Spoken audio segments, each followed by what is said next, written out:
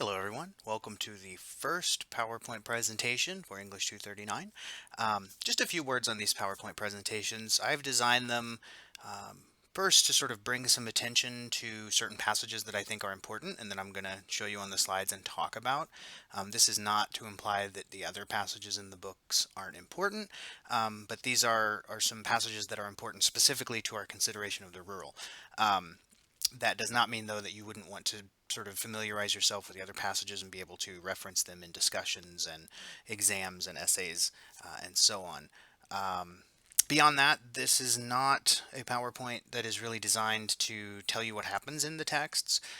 These PowerPoints assume that you have read the texts, so I wouldn't recommend viewing the PowerPoint until you have completed reading the novel or the novel section for the week, although you're certainly welcome to take a look before that happens, but they're going to make the most sense after you've read the text.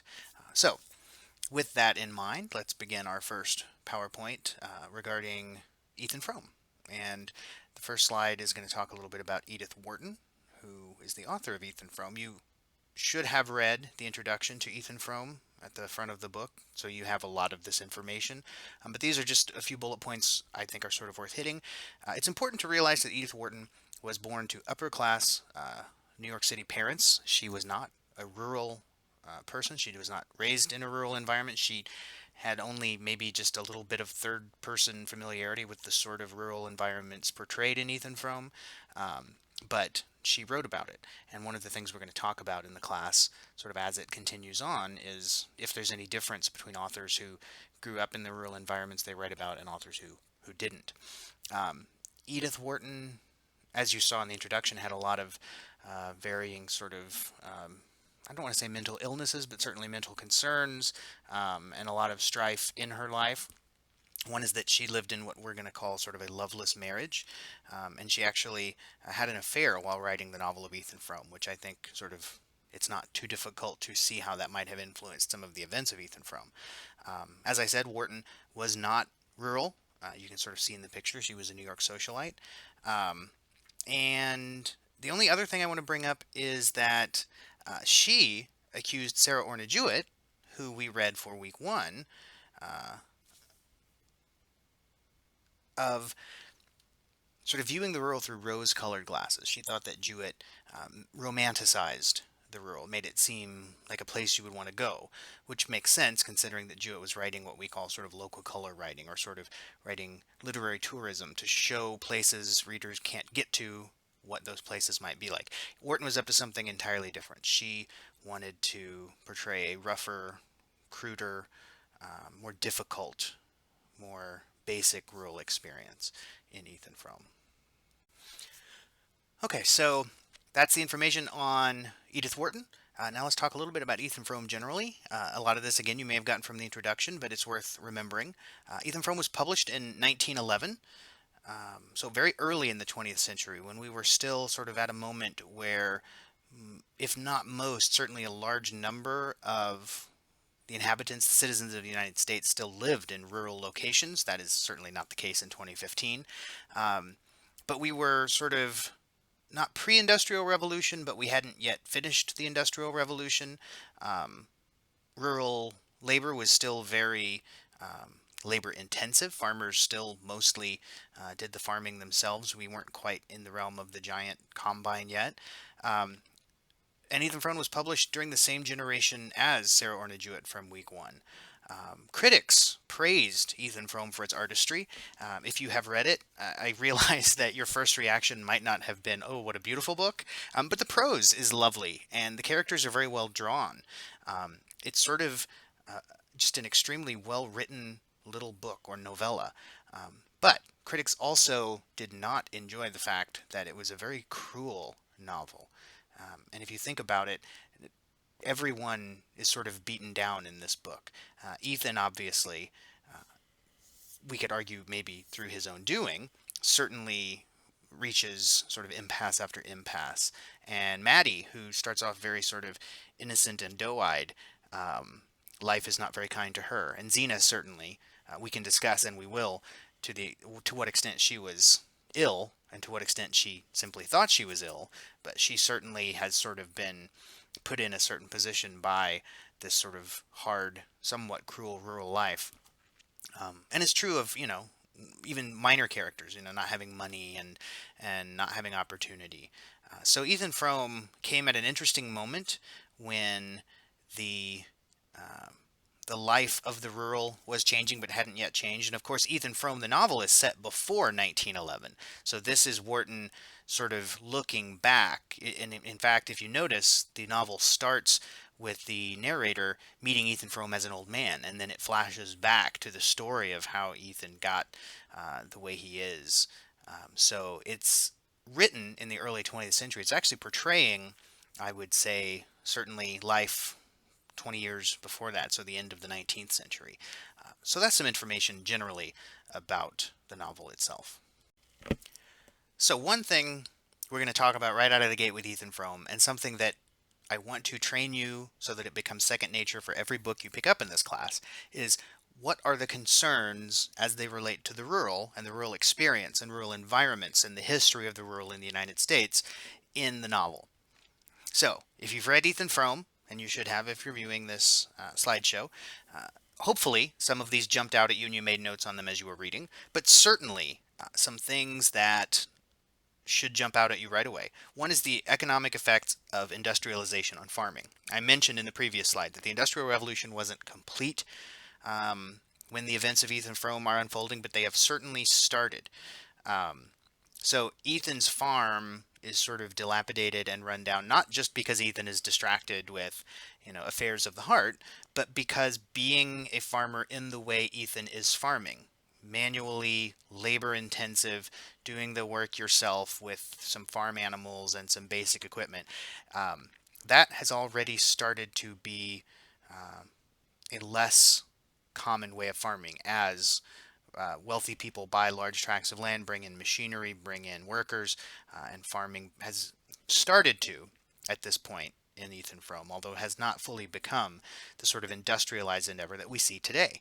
But if you want to trace industrial farming from its roots all the way to sort of 2015, when we see, gigantic industrial animal farms and vegetable farms, this is sort of a fictionalized version of what that looked like at its beginning moments. And it's something we're going to see again and again as we keep looking at what it means to be rural. There was a time, and Ethan Frome is sort of close to the end of that time, where rural life was agrarian. People were farmers. They lived off the land.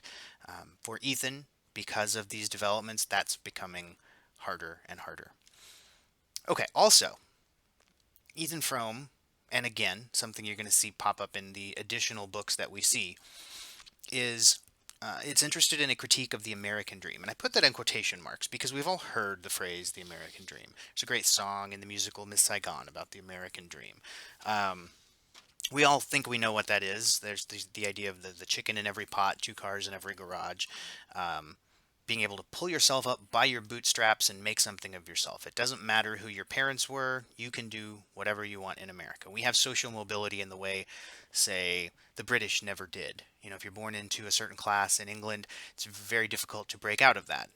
The idea of the American dream says anybody can become anything they want. And American history is peppered with people who start off incredibly poor and then become millionaires through their own hard work and gumption and pulling themselves up by their bootstraps. The implicit promise of the American dream is if you work hard enough, you can accomplish it. You can reinvent yourself. You can climb the social ladder. Ethan Frome, I think, critiques that dream a little bit. I don't know that it says it's not possible. Certainly you can look at some of the very wealthy tycoons of the time when it was written and see people who had done it. But I think Ethan Frome argues it's not as easy as just working hard. Ethan Frome himself, the character, we get the impression has been a hard worker. We could argue how hard he works during the events of the novel because he gets distracted. But Ethan Frome is a hard worker, and yet his life is not easy. He's not a wealthy man. And the American dream suggests that he should be if he has worked hard. So it's always interesting to ask, how does this novel view or critique the idea of the American dream? Is it enforcing or encouraging that belief? Is it perhaps saying it's not as easy as that? Finally, and this is again something you will probably notice in almost any novel we read in this class, Ethan Frome is interested in gender and it's interested in class. Gender, we're just speaking of the roles that males and females play in the novel, and also the sort of stereotypical roles they are expected to play. In this novel we have Xena, who is sort of a type of stereotypical housewife. We have Maddie, who is very doe-eyed and does domestic work, also sort of filling a stereotypical gender role. Ethan is the hardworking farmer. But the novel gets really interesting when we ask ourselves questions about who really has the power. Well, traditionally, gender roles tell us that the male, at least in 1911, would have had the power, and yet Ethan seems to have the least power of the three central characters. Both Maddie and Xena seem to have power over Ethan, for example. Um, so that's something to think about. The novel also mentions very early on the idea of natives to Massachusetts versus immigrants. It's not something that figures into it centrally, but certainly there's the idea that there are the people who have been in Starkfield for generations and the people who are newly arrived, and there is a distinction between those two. Um, the novel is also interested in class. Most of the characters we meet are, what we might today call sort of lower middle class. Ethan and Maddie and Xena live on the farm. They have property, so they're not lower class, but they also are barely scraping by, so they're certainly not upper middle class or upper class. So I've sort of answered some responses to the question, where do we see these themes coming up, these rural concerns? But I would encourage you to view this as just the tip of the iceberg and look for the places you see the novel commenting on these ideas. All right, so let's take a look at some of these specific passages. And I should preface this by saying I'm going to point these passages out to you. I'm going to point out maybe why they are interesting to a critical reader of the text. And I'm often going to ask you a question about the passage or something to consider. However, I am not always going to answer the question that I asked. So I want you to prepare for that because I think sometimes students, when I teach this even in class, they expect me to have answers, and I often tell them, well, I don't have any. What interests me is that the text is raising this question. You, the reader, have to decide sort of what your answer or possible answers are to that question. So when Ethan Frome starts on page 1, we get this from the narrator, and it's important to note that this book is narrated not by Ethan Frome, not by somebody else who is a main character, but by a third person narrator who shows up at the very beginning and the very end, but really has no role whatsoever in the main story and is not from Starkfield. So the narrator starts off by telling us, if you know Starkfield, Massachusetts, you know the post office. And a question that interests me, specifically due to our rural topic for this course, is what's the effect of this sort of immediate familiarity? Um, Not only the familiarity of the narrator speaking to us, but the idea that if you know Starkfield, you know the post office. If you're familiar with this town at all, you know these things about it. And you should ask yourself, how does this perhaps personify the rural in a way that it might not personify other settings? And while we're on the topic of Starkfield and sort of people's familiarity with it, but also its effect on people, we also get this description of Ethan Frome specifically, the older Ethan Frome, after he's sort of been beaten down by life. The narrator says that he, quote, guesses he's been in Starkfield too many winters. And I wonder how we interpreted that, and why the effect of Starkfield, and specifically winter in Starkfield, would be assumed to have had an effect on Ethan Frome. And this raises the question of what is the relationship between characters and the places they inhabit, specifically in rural writing. You're going to find that this is often central. These characters are largely defined by these small towns and uninhabited or sparsely inhabited places. I also would ask you, though, what the effect is of this sort of cause and effect thinking, right? The idea that Ethan Frome is the way he is because he's been in Starkfield too many winters. Is this sort of a self-fulfilling prophecy? Do people who never leave small towns sort of, is there an assumption they're going to be sort of uh, either affected negatively or positively by them? Um, And I guess one way to always consider this is to replace the rural place with somewhere, really non-rural, right? Would we talk about somebody being in New York City too many winters? Well, we really wouldn't, because we don't think of winter affecting New Yorkers the way it does somebody in a sparse place. So it helps us to sort of consider the specific effect of the rural. Okay, so as we move into these first few pages, we get more character and place interaction. We get a description of the sluggish pulse of Starkfield. And I don't know how familiar you all are already with literary terms, but we call this personification, right? We're discussing something that is not a human being as if it is. Edith Wharton is giving Starkfield the qualities of a living human. So Starkfield doesn't have a pulse. It's not alive. It doesn't have veins. But she refers to it as having a sluggish pulse. So she's intentionally personifying the town here. And anytime in literature we personify something, it starts to feel like a character, right? And I don't think this is unintentional. I mean, you always read texts in class as if the choice is something the author made on purpose. Uh, the author may not have, but we have to read it that way. So we have to ask the question then, what happens when the small town itself becomes almost a supporting character in the text?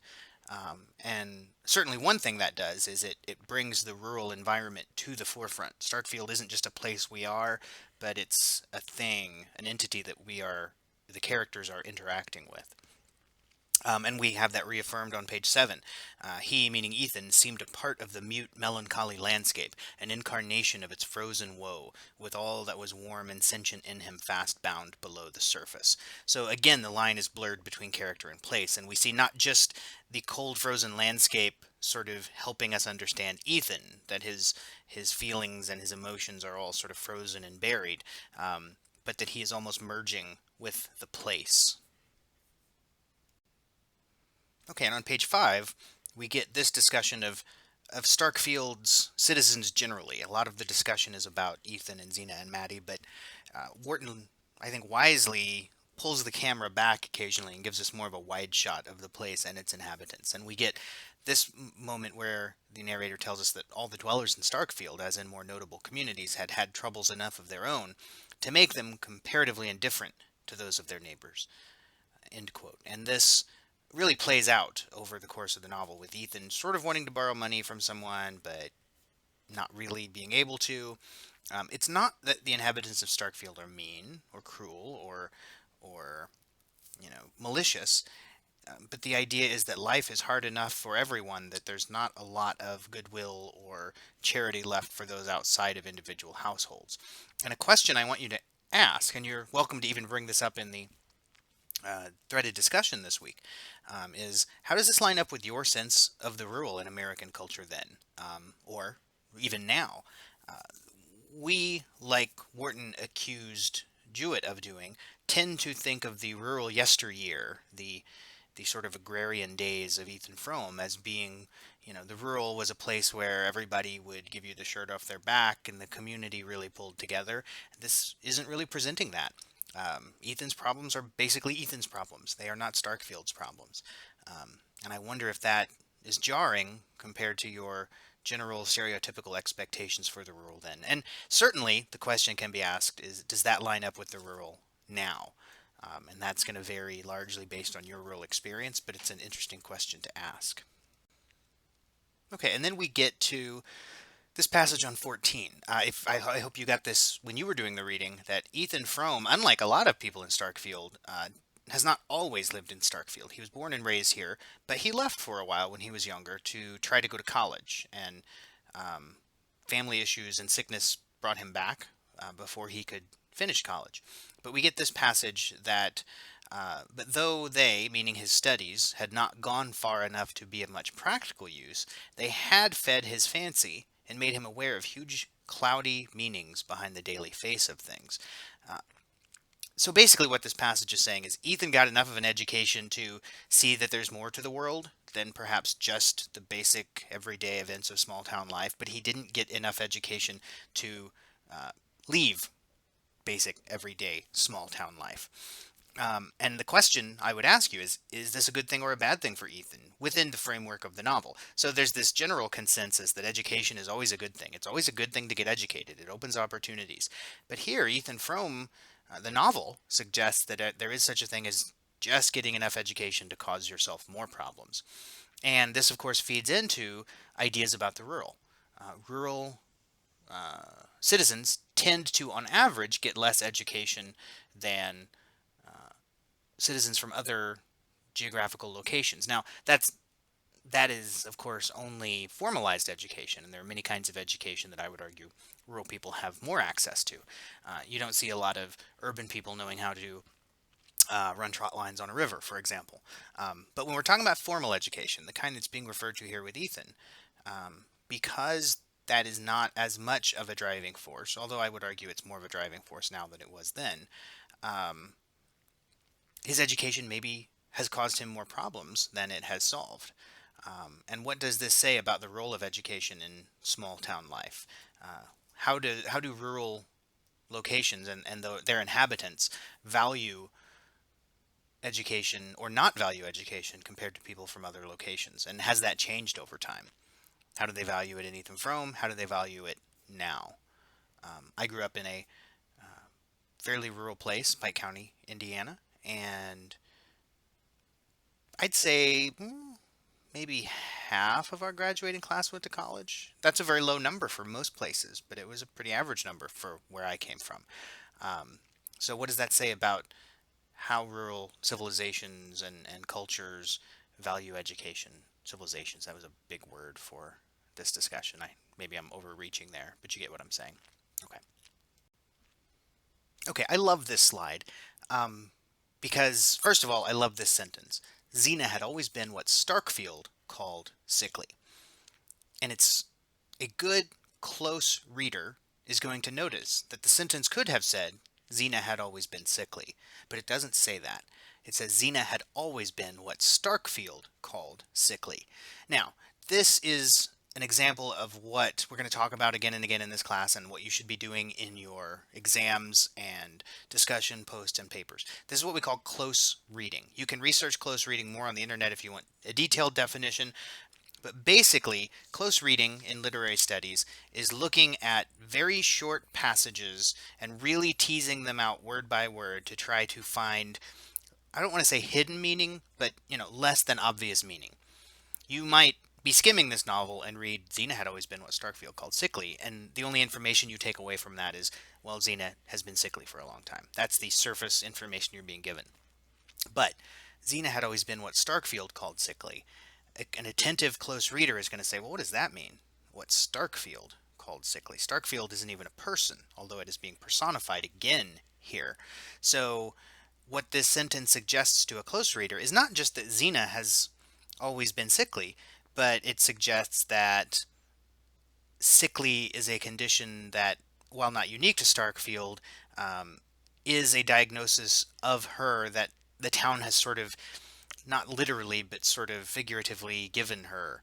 And it also suggests that she might not actually be sick, right? Xena had always been what Starkfield called sickly. Well, does that mean she's sick or not? The language is sort of intentionally murky there. So there's a lot going on under the surface here.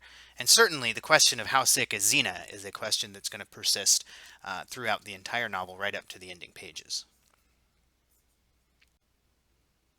Okay, this passage I want to bring up um, on page 21. It says, the villagers, being afoot, were the first to climb the slope to the main street, while the country neighbors packed themselves more slowly into the sleighs under the shed. So this is discussing when I think the dance is ending. The reason I want to point it out is it separates the citizens of Starkfield into a couple of groups. We've got the villagers, the people who live in town, in the village. Then we have the country neighbors, the people who live outside of the village itself. And I bring this up because it's important to note that there are different kinds of rural people and culture. Town folks versus country folks is sort of the classic example that we see here. And they are very likely today and in 1911 to view themselves differently. Um, you know, I didn't grow up in a town. I went to the next town to grocery shop and to go to school. they had a stoplight. I just lived on a highway. Um, so my upbringing wouldn't be the same as theirs. It would be similar. I mean, we're in the same county, we're in the same culture, but not identical. And I think it's important to always realize that you can't overgeneralize the rural. That is a basic stereotype of rural people. People, especially not from rural places, think that as soon as you get through the suburbs and out into the country, life is sort of homogenous for everyone. And it's really not. Not only are different small towns and different rural regions of the country very, very different, um, but even the location of people in relation to those places makes their experience very different. So the fact that this comes up early in the book is useful because it's something that I will ask you to keep in mind through the entire class. When you write about the rural, you have to do the work of making sure that you're not lumping every rural person in the country together. This passage is on page 26, and I want to take a close look at it. This is when Ethan is going back to his house. And we get this exact quote. They turned in at the gate and passed under the shaded knoll where, enclosed in a low fence, the Frome gravestones slanted at crazy angles through the snow. Ethan looked at them curiously. For years that quiet company had mocked his restlessness, his desire for change and freedom. "We never got away. How should you?" seemed to be written on every headstone. And whenever he went in or out of his gate, he thought with a shiver, "I shall just go on living here till I join them." But now all desire for change had vanished, and the sight of the little enclosure gave him a warm sense of continuance and stability. So the reason I want to focus on this passage is these gravestones of his family, the Fromes that came before him and were buried here, which was very common in rural places at this time, and really through a lot of the 20th century. Less common now. I think you can still do it, but I think there are laws and hoops. But it used to be if you died, you were buried on the land where your family lived. So these gravestones are literally his dead relatives. Um, but in good literature, anytime you come across objects like this, and we're going to come across a lot of them this semester, um, I encourage you to look for symbolic meaning. In other words, what do these represent besides actual tombstones at the graves of actual deceased people? Right? What do these tombstones symbolize for Ethan as a character, for example? Some of that we can tease out of the passage, that they haunt him, that they are a reminder that he can't maybe escape from this place. But at the end, they also sort of represent continuance and stability, and they give him some comfort. But I encourage you to also look for symbolism that isn't spelled out in the text. What else could the tombstones of his family, right next to the place where he lives, represent? They're buried there, and he plants seed there. So are they sort of a metaphorical sort of crop is a corny way to say it, but is he the product of them being planted there? And what might that mean? I don't. This is another one of those I don't have an answer. There is no right answer to what do the tombstones here symbolize. Rather, it's a question that you have to decide based on a close reading of the text. What do you think they mean? I wouldn't be surprised to see a question like this maybe show up on an exam somewhere in this class. So I definitely encourage you to think about symbolism when you come across these sorts of things. I'll point symbols out as we keep reading as well, but don't wait for me to point them out. You may find something that I don't talk about in a PowerPoint. So always be thinking not just critically and in a close reading sort of way, but be thinking symbolically too. What do the things you encounter in the text represent besides their literal incarnation? Okay, let's stop here for a plot check. We've been talking a lot about character and setting and theme and symbolism, which, by the way, are all really important aspects of critically analyzing creative writing and the novel specifically. You're going to want to do that in all of the texts that you read. But let's not forget that these books do have plots, and it's important to sort of keep them central. So, the central plot of this novel is that Ethan has married Xena, but Ethan loves, and I put a question mark there because that's up for some debate, but we'll say Ethan loves Maddie. So he doesn't love Xena, or he doesn't seem to love Xena anymore. We could ask whether he ever did. He professes love for Maddie, although I think the important thing to ask is he really in love with her, or is he in love with the idea of her? Is he in love with the fact that she is not Xena, that she is healthy and young and beautiful, and all of these things that Xena does not appear to be? Um, and a question to ask is, once we've recognized that this sort of love triangle exists, what issues affect it? Certainly, Ethan's poverty and inability to just leave affect it. Maddie's tenuous position in the household affects it. Xena's sickness and general sort of negative demeanor toward Ethan affect it. So just make sure you're thinking not just what is the plot here, but how does the plot unfold and what issues affect this central development. You've probably figured out by now that setting is always important in literature. No novel is set nowhere. Right, so setting is not uniquely important to the rural novel. It's important in urban novels, suburban novels, outer space science fiction novels, fantasy Middle Earth novels. It's always important.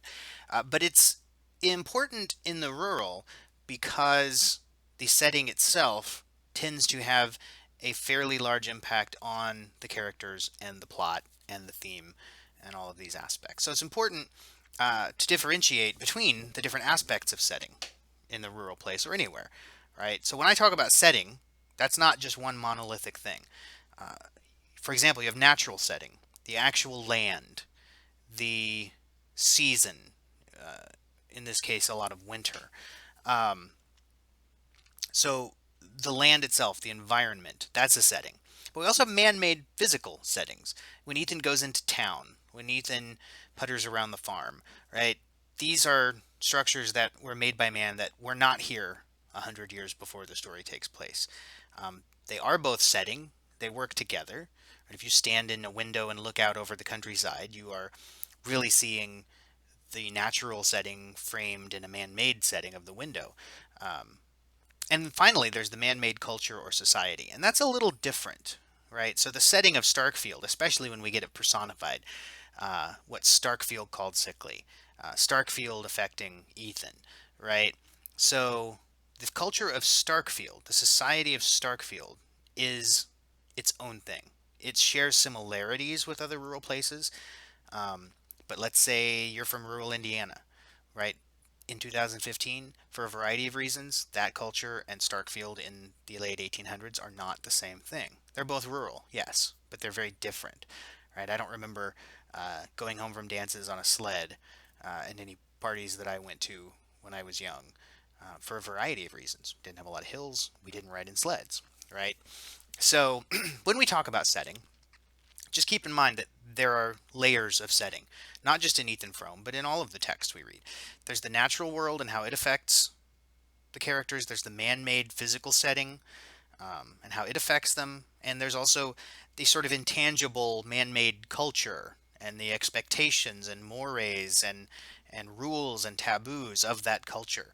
Certainly that has a huge effect on Ethan Frome. Starkfield culture says you don't leave your sick wife and marry a younger girl, right? If it didn't say that, Ethan would probably just do it. But he's very limited here by the influence of the setting as it relates to the culture of the setting. All right, chapter 4 starts with Ethan imagining Maddie and himself sitting down to dinner in Xena's absence, quote, like a married couple. Sort of sweet, sort of sad.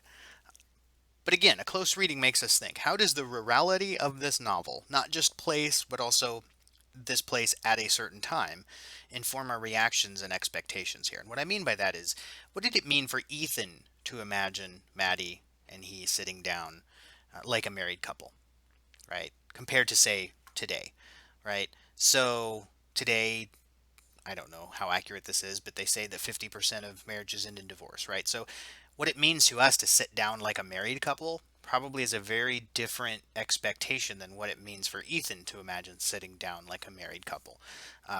And it also is affected by the rurality. As we as we know, Edith Wharton was raised in New York City, and divorce was not unheard of even then in New York City. Um, so it's not just that Ethan thinking this is different than us in 2015, but it's also different than somebody like Ethan Wharton might view it in 1911, right? So let the setting influence how these characters think about things like this. We might have a generic response to what it means to sit down like a married couple, but don't forget that it probably means something very culturally specific to Ethan. And he imagines it largely because it can't happen. Okay, Ethan enjoyed social interaction when he went to college in Worcester. And then we get this that, quote, and the cessation of such familiarities had increased the chill of his return to Starkfield. So, in other words, Ethan had a grand old time in Worcester, the city, in college. And having to stop that and come back to Starkfield, uh, the loss of that sort of good time increases the, quote, chill of his return to Starkfield. Chill connecting with winter, so the setting actually supports the theme here. But more importantly, this sets up a really important trope in rural literature, the idea that rural and urban are binary opposites, right? So in this passage, we get the impression that the city's fun, the country is not, at least to Ethan. Um, and I want you to think about in what ways this trope is useful and in what ways is this trope problematic. In other words, to what extent are urban and rural really opposite? You know, even today, if you're growing up in a very rural, isolated location, say in Indiana, is it really the opposite of living in, say, Indianapolis? Or is this really uh, two settings that are at least as similar as they are different? Certainly there are commonalities. I mean, the basic ones. We speak English, we live in houses. You know, it's not a completely alien landscape to move from one to the other. So, how opposite are they? And why is this opposition, this binary opposition, set up? Why do books like us to picture rural and urban as being different? Or why do they suggest that? And why should we maybe resist it? These are some questions to think about. Okay, another really interesting slide here and an interesting quote. Ethan is pondering marrying or wanting to be with Maddie, and it leads him to thinking about his relationship with Xena and why he married her. Um, it sort of was wrapped up in his parents or his mother, I think, being sick, and Xena came to help, and they sort of, I don't know if they fell for each other or just sort of their relationship grew out of that. So we learned that, quote, he had often thought since that Ethan's proposal to Xena, would not have happened if his mother had died in spring instead of winter. Now, first of all, I read this as a suggestion that maybe Ethan and Xena were not as in love if the season is actually going to affect it. But it also begs the question, how are we supposed to read this? Is this a commentary on rural seasonal isolation? Because remember, the setting of Starkfield isn't just about being a small town. It isn't just about being the late 19th century. It's about winter in a small town in the late 19th century and the effect that the changing setting has on the characters. That winter in this town is hard and spring might not be as hard. So would Ethan have married Xena if his mother hadn't died in the winter and they hadn't been sort of trapped in the house and unable to get out and really socialize, and they sort of saw each other as their best available option? Or is this just Ethan making excuses? Is Ethan just coming up with reasons that he shouldn't have married Xena? The great thing about literature is neither answer is wrong. There is evidence in the text for the first possibility, but I think there's plenty of evidence for Ethan being a bit of an excuse maker regardless of season. But these are the kind of questions you should ask. Certainly when you write papers, for example, asking this question and then just finding evidence to support your answer is largely what you're going to be doing. It doesn't mean that one is right and one is wrong. It means, can you prove this reading as being a legitimate reading? It's easy to read Xena as a shrew. It's easy to read Xena as a very two-dimensional, paper-thin, rotten character. But I think there are moments that complicate Xena, and this is one of them. Talking about her, it says that she chose to look down on Starkfield, but she could not have lived in a place which looked down on her. Even Bettsbridge or Shad's Falls would not have been sufficiently aware of her, and in the greater cities which attracted Ethan, she would have suffered a complete loss of identity. So my question is, if Xena looks down on small town life, but this passage suggested that if she went anywhere bigger, she wouldn't be happy. First, what does that suggest about Xena? But I also wonder what accounts for that danger of a quote complete loss of identity for Xena. That's no small thing. You might have sort of just gone right over that in reading, but a complete loss of identity, I mean, that's we are our identity. So that's a pretty traumatic experience if it were to happen, right? So is this a legitimate fear that she has of going to a bigger town? And what does it tell us about Xena? Um, that she's not happy here, but she would be less happy somewhere else. Is she just a misanthrope, somebody that just likes to be miserable? Um, and also, does this moment cause us to maybe finally feel some sympathy or some empathy for Xena? Or is she still just sort of the unpleasant, shrewish wife, which is in itself a bit of a stereotype? Um, that even though she doesn't show fear very much in this book, that the suggestion is deep down, she fears that loss of identity, going somewhere where she's not special, where she's not, quote, what Starkfield calls sickly, right? Starkfield has given her an identity. She is the sickly person, right? So if she left Starkfield, could she be that anymore? And what would that loss of identity mean? It might be good for her. I don't know, but she's certainly afraid of that. So if you haven't noticed, we're moving through the book on these slides somewhat chronologically through the book from page 1 to page 98 or whatever it is. Um, Certainly, we've had some digressions talking about theme and setting and all of that, but when we hit certain points in the text, we're doing it in roughly chronological order. And of course, the big event, maybe the second biggest event after the sledding incident, in Ethan Frome is the shattering of the dish, right? The terrified. I imagine Maddie looking like this image when it happens. This is what really sets the plot in motion. It takes a while for the plot to get set in motion.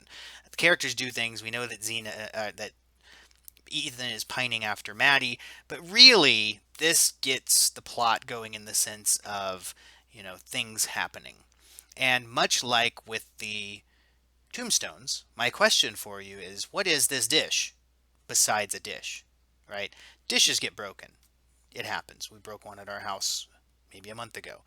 Um, but what does this dish represent, right? Certainly it represents Xena because it's her dish. She gets upset that it gets broken. Um, but I think the more you think about it, the more you do a close reading of, well, what is this dish? And how can I view it? The more it becomes an interesting artifact in the text. For example, it comes from the city, right? And this book views the city as um, at different times big and dangerous or big and enticing. So it represents that. It brings that into the Frome's kitchen or their dining room, right? So when it gets broken, there's a lot of ways to read that.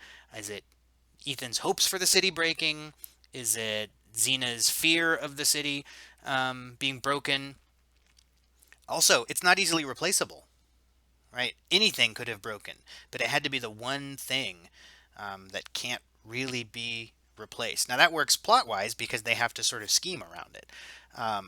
But the idea of something not easily replaced being broken, well, isn't that to some extent this marriage?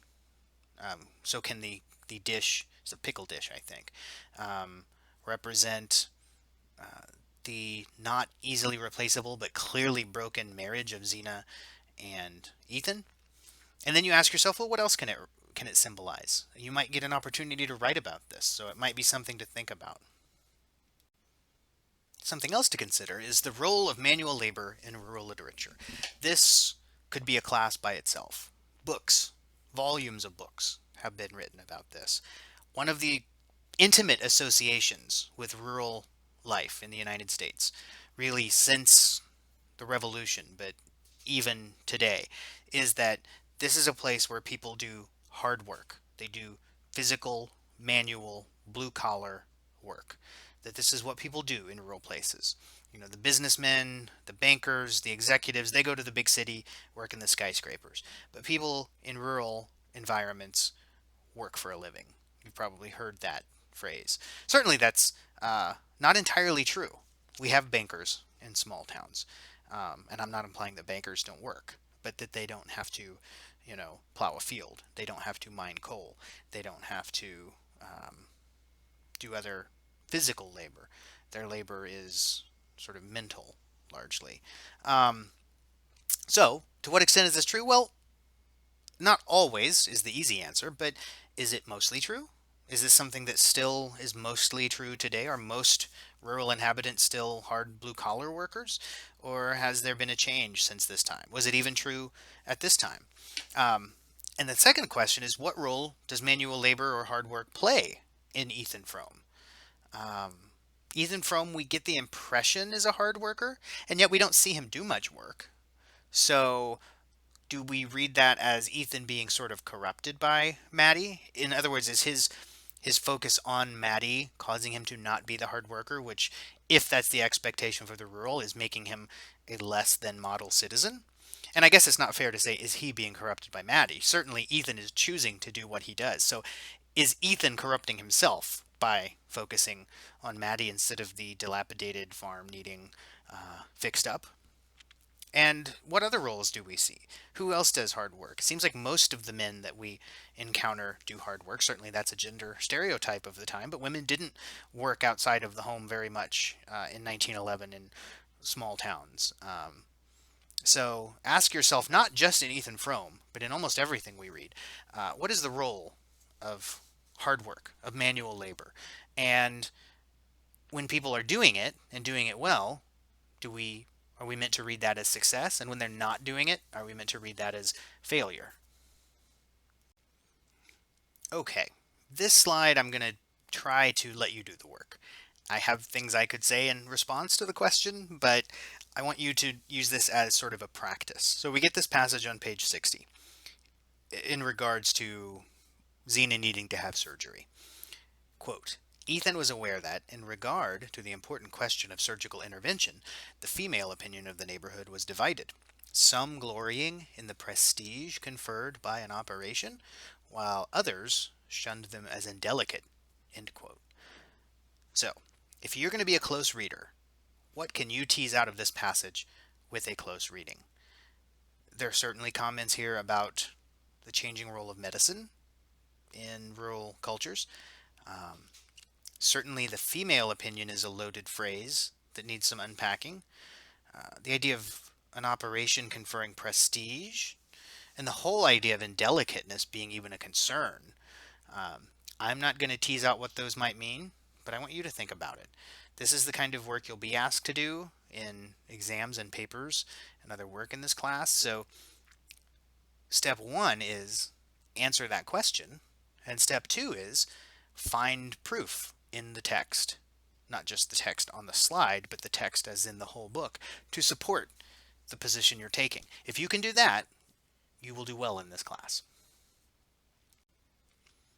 And here we have a couple of different versions of that oppositional binary juxtaposition of rural versus urban. First, Xena says, and everybody in Bettsbridge knows about Dr. Buck. He has his office in Worcester and comes over once a fortnight to Shad's Falls and Bettsbridge for consultations.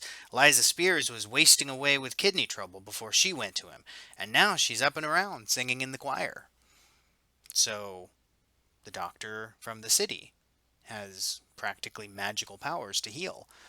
And then Ethan, we learn, is thinking about the same city, Worcester, and we get, there came back to him miserable tales he had heard at Worcester, and the faces of the girls whose lives had begun as hopefully as Maddie's.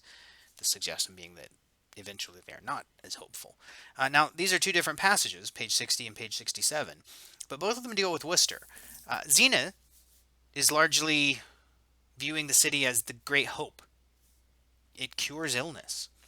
Ethan is viewing it as a place that sort of breaks people, that it destroys hope. Girls whose lives had begun as hopefully as Maddie's, but when they go to Worcester, when they go to the city, that hope goes away. So how are we to read these oppositional views of rural versus urban? Is one right and one wrong? I hope even by now, halfway through the first slideshow of the class, you know the answer to that is no. Very rarely is one right and one wrong in literature.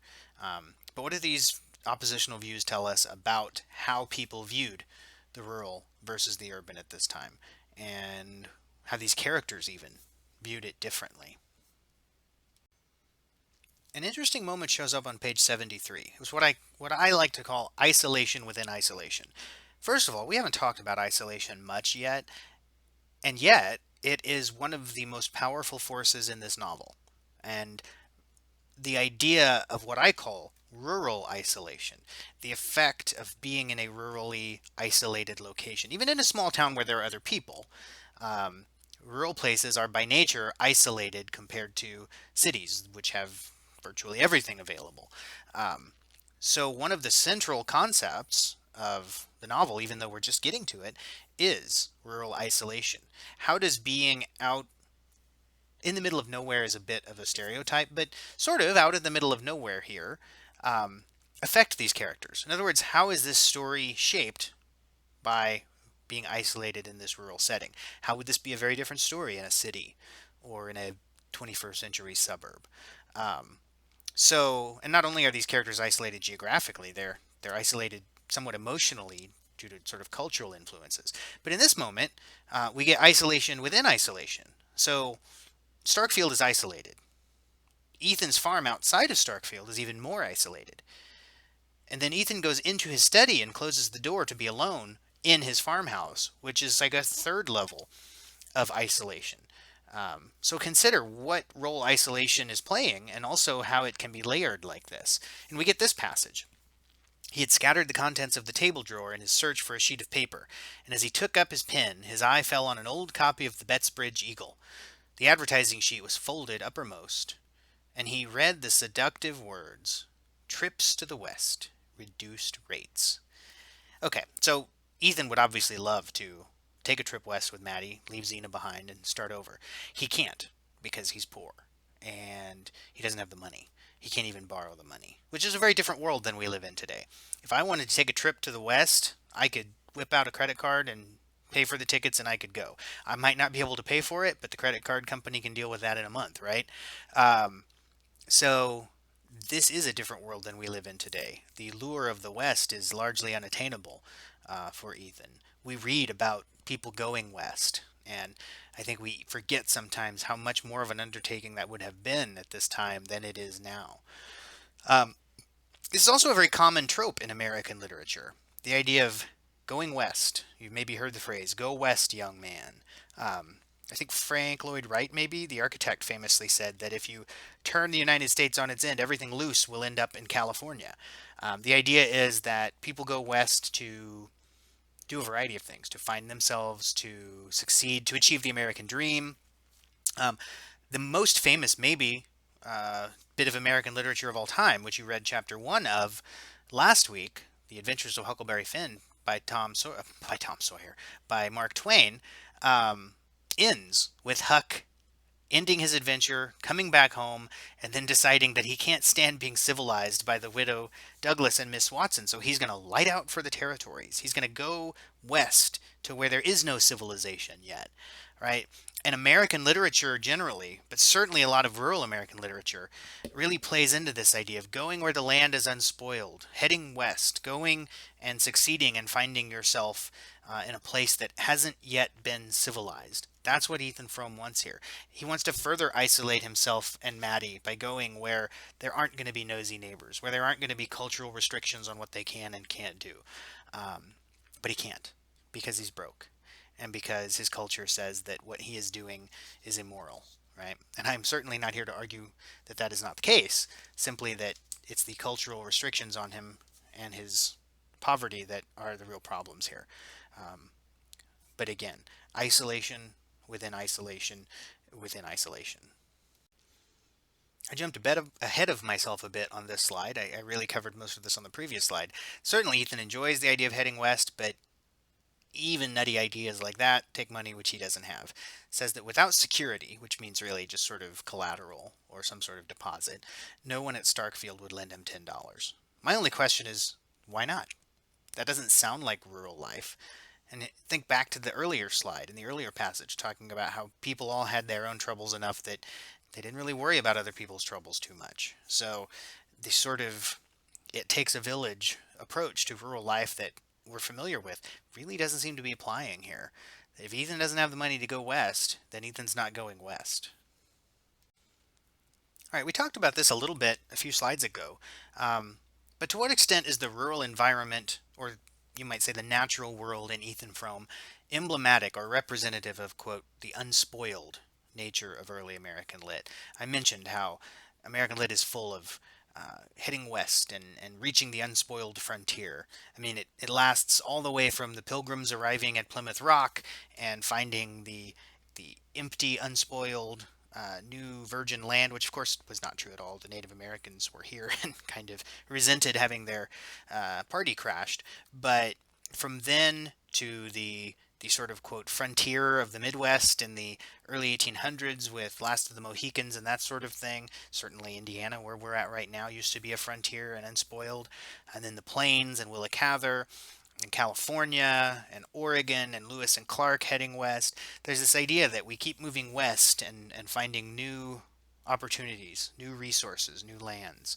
Um, and that idea, even when a place is no longer the frontier, that sort of encoded DNA of the American life suggests that um, it's the rural where this occurs, right? The natural world. Get away from civilization. Get away from the city.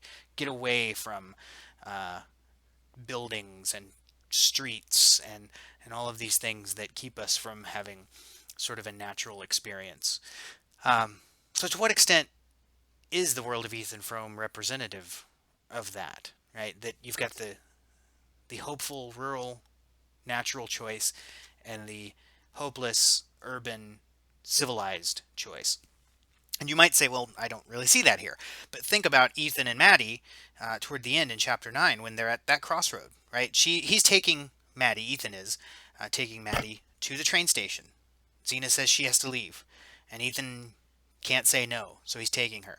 And they stop. And they could go one direction to the train station, which leads to the urban, which leads to Worcester, which leads to Maddie leaving, or they can go the other direction and go to the sledding hill, which is rural. It's natural. It's a tree. It's a hill. It's snow. It's the countryside. It's a choice that they have to make in that moment. Do I go toward the urban? Do I go toward the rural? And the question becomes, how are we to read that choice between urban and rural in light of its results? Because they do go to the sledding hill, and if you've read the book, you know what happens there. And while we're talking about the rural-urban dichotomy, here's another moment that's really interesting on 85. As they turned into the Starkfield Road, Ethan said, "Matt, what do you mean to do?" She did not answer at once, but at length she said, "I'll try to get a place in a store." "You know you can't do it," Ethan says. "The bad air and the standing all day nearly killed you before." Then look at Maddie's response. "I'm a lot stronger than I was before I came to Starkfield." Now, a close reading here offers a very supportable thesis that Starkfield, the rural life, the open, fresh air, has made Maddie stronger. That she, regardless of all of the drama and the plot and the love triangle, rural life has strengthened her. Whereas Ethan's thoughts of all the girls who go to Worcester and lose hope, that urban life somehow saps strength, saps hope. So this moment again sets up really under the surface. This is not really what they're talking about, but her words suggest that uh, there is a sort of vigorous life to be lived in the rural location that strengthens you, whereas there is a depleting life in Worcester in the urban location that weakens you. And when we at last get to the climax, the scene on the sledding hill, um, they're looking down the sledding hill, and we get this lovely conflation, this combination of place and character in this climactic scene. Describing Ethan, the narrator says, "Nevertheless, he sat still a moment, straining his eyes down the long hill, for it was the most confusing hour of the evening, the hour when the last clearness from the upper sky is merged with the rising night in a blur that disguises landmarks and falsifies distances." And then he says it's waiting for us. It seems to know, as they're sledding toward the elm tree. And it's just a lovely moment of not just the light creating this confusing moment where sky is merged with night and landmarks, and it's hard to see. Um, but the place itself, once again, becomes a character, and it almost lures, it almost beckons these two. They can't escape it. Or you could make the argument, of course they can, but they choose not to. Either way, the setting is a character, really, for all intents and purposes, symbolically, at the end of this novel. And finally, at long last, we reach the epilogue, the sort of denouement of the story. We have the climax on the sledding hill, and then time passes, and we're back in the present of the novel, probably in 1911 or so. And the narrator arrives at the Frome house with old, grizzled, crippled Ethan. And they go into the Frome house, and Zena's there. And Maddie's there. And Maddie is now the sickly one. And Xena is now helping Ethan take care of Maddie. It's sort of a very, you can understand why the critics in 1911 said that it was a cruel novel. There is no happy ending here. Everybody is broken and hurt and bitter. Um, and there are some questions to ask. Are characters getting what they deserve? Is this what Xena deserves? Is it what Maddie deserves? Is it what Ethan deserves? And how have these characters changed? Who has assumed new positions? Maddie has largely become Xena. Xena has sort of become Maddie. And finally, what do you think Wharton is trying to say in the epilogue? Is there a message or a theme, or is this just a book about a man who makes some really lousy choices and has some really lousy luck? Um, the answer to that question is probably yes. There is a theme. I don't know if there's a message. I don't know that Wharton's trying to tell you something in this book. But there are certainly thematic ideas, both about love and life and these characters, but also for our purposes about the rural existence. So I would encourage you to think about these things. As I said, you might not have gotten a lot of answers to these questions as I've been narrating these slides, but if you are now thinking about this book on a deeper level and you recognize that these are questions worth answering and you have formulated some answers, then this is a success and this is exactly what you need to be doing in this class. All right, so if you have questions, feel free to shoot me an email. Certainly feel free to review the text. It's going to come up again in exams and in papers. And certainly I would expect you to continue referencing it and bringing it into discussions even as we talk about later books. So hope you enjoyed the presentation, and I look forward to hearing your thoughts.